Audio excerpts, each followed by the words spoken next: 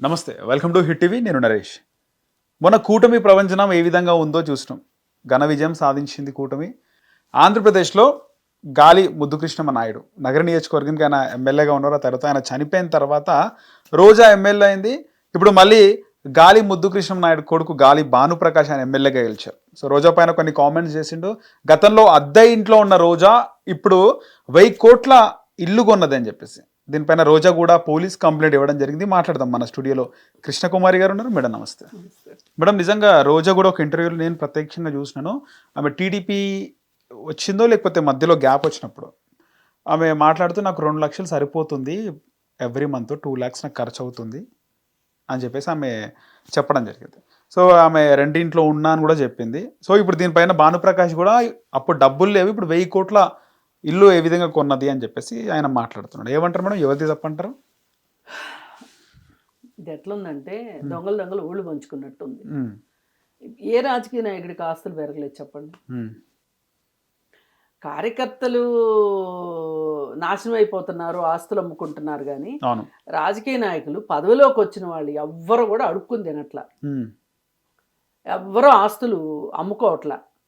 ఒకవేళ ఎలక్షన్లప్పుడు అమ్ముకున్నా తర్వాత దానికి 10 ఇంతలు సంపాదించుకుంటున్నారు. ఇప్పుడు రోజా ఇట్లా సంపాదించుకుంది అన్నా లేదు. అసలు ముద్దుకృష్ణమనాయుడు గారి చరిత్ర దగ్గరికి వెళ్ళి చూసుకుంటే ఆయన ఏమన్నా సంపాదించారా రాజకీయాల్లో అంటే తవ్వి తీస్తే అందరి జాతకాలు బయటపడతాయి. కానీ తవ్వి తీసేవాళ్ళే లేరు.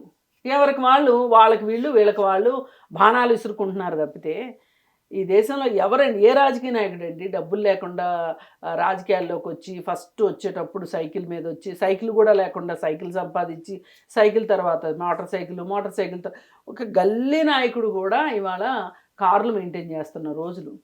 అట్లాంటప్పుడు రోజా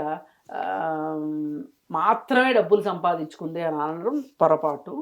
కాకపోతే అసలు దాచుకోవటం అనే దానికి బ్రాండ్ అంబాసిడర్గా ఉన్న జగన్మోహన్ రెడ్డి గారి పార్టీలో రోజా ఉంది కాబట్టి మరి కాస్త ఎక్కువ దోచుకుంది అని చెప్పచ్చు. రోజా ఒకటేంటి, వాళ్ళ దాంట్లో 151 మంది ఎమ్మెల్యేలు ఉన్నారు. 151 మందిలో సంపాదించుకుంది ఎవరో చెప్పండి. పోనీ ఇప్పుడు ఉన్నారు తెలుగుదేశం ఎమ్మెల్యేలు ఉన్నారు. ఎంతమంది? 150. వీళ్ళు కూడా మొత్తం 100 కూటమి కలిపి 164 మేడం. 160. 11 వైసీపీ, 160. 20 కూడా జనసేన ఉంది అందులో. జనసేన వాళ్ళని కూడా కలపండి, బీజేపీ వాళ్ళని కలపండి, కూటమి అంతే మేడం. వీళ్ళు అసలు రాజకీయాల్లోకి వచ్చినప్పుడు వీళ్ళ ఆస్తులు ఎంత, ఇప్పుడు వీళ్ళ ఆస్తులు ఎంత? రాజకీయాల్లోకి వచ్చినప్పుడు వీళ్ళు ఏం కార్లు వాడారు, ఏ ఇళ్లలో ఉన్నారు, ఇప్పుడు ఏ ఇళ్లలో ఉంటున్నారు, ఏ కార్లు వాడుతున్నారు? తీయండి లెక్కలు, అందరు బండారం బయట పెడదాం. అందుకని రోజా ఒక్కదాని గురించి మాట్లాడేది కరెక్ట్ కాదు. కాకపోతే రోజా అసలు ఇలాంటి భాషకి బ్రాండ్ అంబాసిడరే రోజా. ఇంతకుముందు మాట్లాడింది కదా, ఇప్పుడు కొత్తగా ఏదో మిన్నువిరిగి మీద పడినట్టు గగ్గోలు పెట్టడం ఏంటి? అధికారంలో ఉన్నప్పుడు ఏమీ వినిపించవు, అధికారంలో లేకపోతే అన్నీ వినపడతాయి. పదవి పోయేసరికి మీకు చెవులు బాగా పనిచేస్తుంటాయా? పదవిలో ఉంటే పట్టించుకోరు, ఇవన్నీ పదవిలో ఉంటే పట్టించుకోరు. సరే, ఏది ఏమైనా కరోనా టైంలో ఈయన ఎక్కడున్నాడు అని అడుగుతుంది. కరోనా టైంలో అసలు నువ్వెక్కడున్నా? నువ్వు కదా అధికార పార్టీలో ఉన్నదానివి, నువ్వు అధికారంలో ఉంది, నువ్వు సర్వీస్ చెయ్యాలి. నువ్వు సర్వీస్ చెయ్యకపోతేనే కదా భానుప్రకాష్ రెడ్డి గెలిచాడు. అసలు కరోనా టైంలో నువ్వు కదా పని చేయాల్సింది. అతను ఎట్లా పని చేస్తాడు? ఇప్పుడు నువ్వు అధికారంలో ఉన్న ఎమ్మెల్యేవి, నువ్వు ఒక ఎంఆర్ఓకి ఫోన్ చేస్తే ఎంఆర్ఓ నీ మాట వింటాడు, ఒక కలెక్టర్కి ఫోన్ చేస్తే కలెక్టర్ నీ మాట వింటాడు.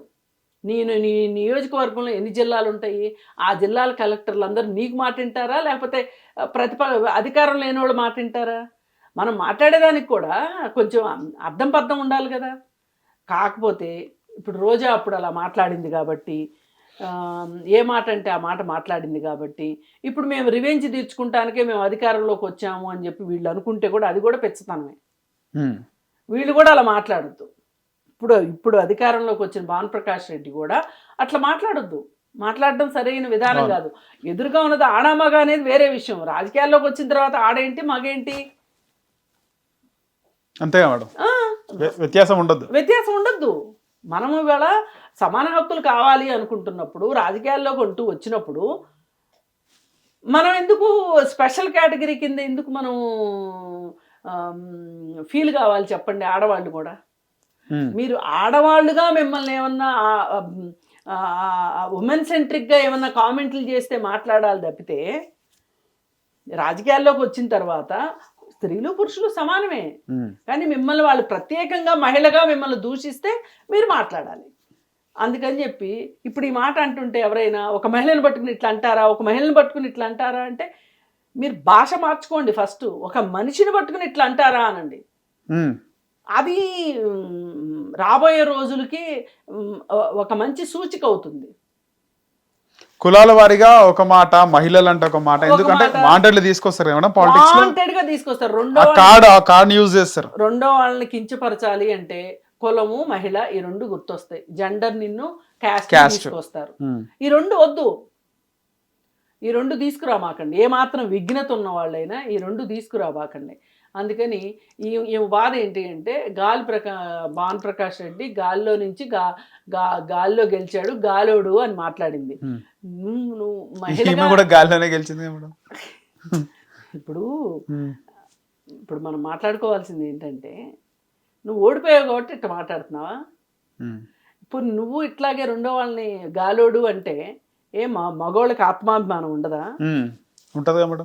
మగాళ్ళకి కూడా ఆత్మాభిమానం ఉంటుందిగా, అభిమానం అనేది ఉంటుందిగా, వాళ్ళకు కూడా సెల్ఫ్ రెస్పెక్ట్ వాళ్ళకు కూడా ఉంటుందిగా.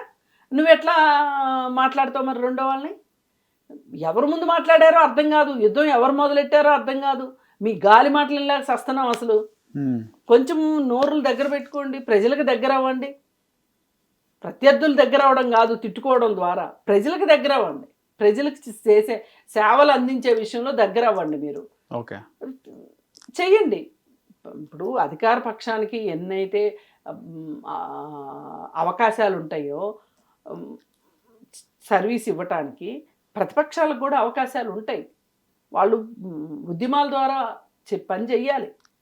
ఇప్పుడు అధికారంలో ఉన్నోడు ఉద్యమం చేసి, ప్రతిపక్షంలో ఉన్నోడు ఉద్యమాలు చేస్తే ఇంకా రాష్ట్రం ఏమైపోవాలి? అందుకని అధికారంలో ఉన్నవాళ్ళు అధికార యంత్రాంగంతో పనిచేయిస్తారు. మీరు ఉద్యమాల ద్వారా వాళ్ళతో పని చేయించండి. ఇప్పుడు మీ బాధ్యతలు మీకు స్పెసిఫిక్గా ఉన్నాయి, వాళ్ళ బాధ్యతలు వాళ్ళకు ఉన్నాయి. వాళ్ళు బాధ్యతలు మర్చిపోయినప్పుడు మీరు పోరాటాల ద్వారానో, ధర్నాల ద్వారానో, ఇలాంటి లేఖి మాటల ద్వారా కాదు, మీరు వాళ్ళతో పని చేయించండి. అంతేగాని మీరు ఇలా నోటికొచ్చినట్టు మాట్లాడితే సరిపోదు. మళ్ళీ పైగా ఇప్పుడు ఆవిడ బాధ ఏంటి అంటే, ఇసుక లారీలేవో పట్టుకున్నారు, ఆ దందా ఏదో నడుస్తుంది, ఆ లారీలు నాయ కాదు అని చెప్పమని అంటున్నాడు అతను. అది చెప్పడం వదిలేసేసి ఇప్పుడు వెళ్ళి పోలీస్ స్టేషన్లో కంప్లైంట్ ఇచ్చింది. ఒకటే దరిద్రం ఏంటి అంటే, మేము మగవాళ్ళవి అనే అహంభావం చూపించడం తప్పు, ఆడవాళ్ళు మేము ఆడవాళ్ళవి నిస్సహాయులు అని వీళ్ళ కార్డు వీళ్ళు వాడటము తప్పు. ఎవరు ఏ కార్డులు వాడినా తప్పే. అందరూ మనుషుల్లాగా ఉండండి. మీరు ప్రజల్లోకి వచ్చింది సేవ చేయడానికి, మీరు నిస్వార్థంగా పనిచేయండి. ఓకే, రైట్ మేడం, ధన్యవాదాలు. హిట్ టీవీ యాప్, ఇందులో short news, live news, entertainment shows, movies, digital magazines తో పాటు మీ జిల్లా వార్తలను కూడా ఫ్రీగా చూడొచ్చు. ఇంకెందుకు ఆలస్యం, వెంటనే హిట్ టీవీ యాప్ ని డౌన్లోడ్ చేసుకుని ఫ్రీగా ఎంటర్టైన్మెంట్ పొందండి. Hit TV app, hit TV app, please download hit TV app. Hit TV app ని ఫ్రీగా డౌన్లోడ్ చేసుకుని ఎంజాయ్ చేయండి. మీకు నచ్చిన ఎంటర్టైన్మెంట్ కోసం హిట్ టీవీ యాప్ ని ఫ్రీగా డౌన్లోడ్ చేసుకుని ఎంజాయ్ చేయండి. హిట్ టీవీ యాప్ ని డౌన్లోడ్ చేసుకుని ఆస్వాదించండి, ఆశీర్వదించండి. ఇంతమంది సెలబ్రిటీలు హిట్ టీవీ యాప్ ని డౌన్లోడ్ చేసుకోండి అని చెప్తున్నారంటే ఎంత మంచి యాప్ ఆలోచించండి. అమెరికాలో చదవాలనుకునే వాళ్ళకి విశ్వసనీయమైన పేరు మన శౌర్య కన్సల్టెన్సీ. UK లో 1 year masters, UK లో 1 year masters, 2 years work permit up to 5 years visa. Contact Saurya Consultancy. Contact 89851 89851.